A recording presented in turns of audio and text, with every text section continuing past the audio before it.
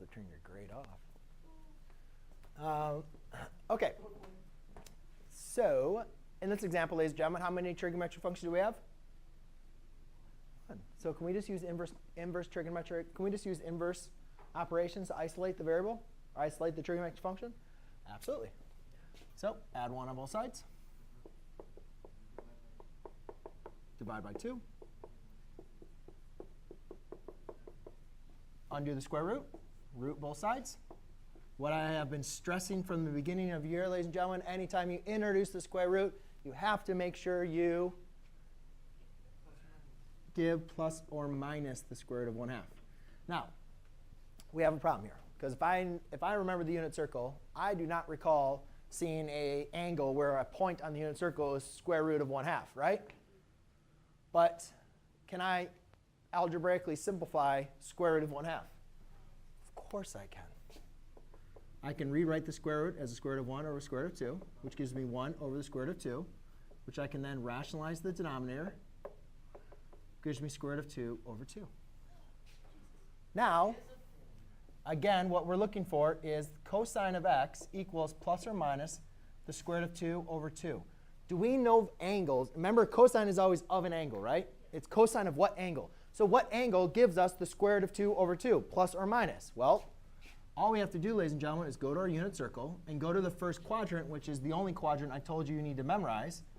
And you know that pi over 4 is equal to square root of 2 over 2, comma square root of 2 over 2. So I know one answer is x equals pi over 4. And I am sorry, I forgot. I only want you to give me answers between 0 and 2 pi. OK?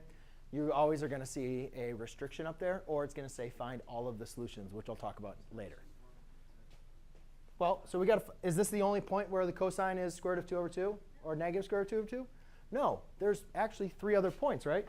All these points occur when the reference angle is pi over 4.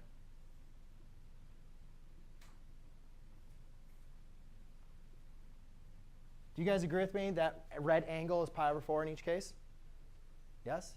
And as long as the reference angle is equal to that value, the points are the same. So if halfway around a circle is pi, or 4 pi over 4, if I'm pi over 4 short, that means that angle is 3 pi over 4. If I'm pi over 4 past 4 pi over 4, that angle is 5 pi over 4. And if I'm all the way around a circle, that means I'm 8 pi over 4.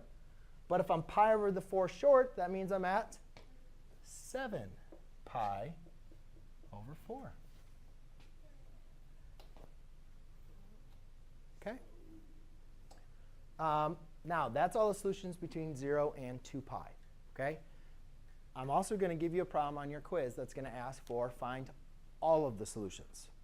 OK? So you need to know how to find all the solutions as well. So if let me actually explain this. Actually, I'm going to show this in actually using my computer. So if you guys were to think about graphing that,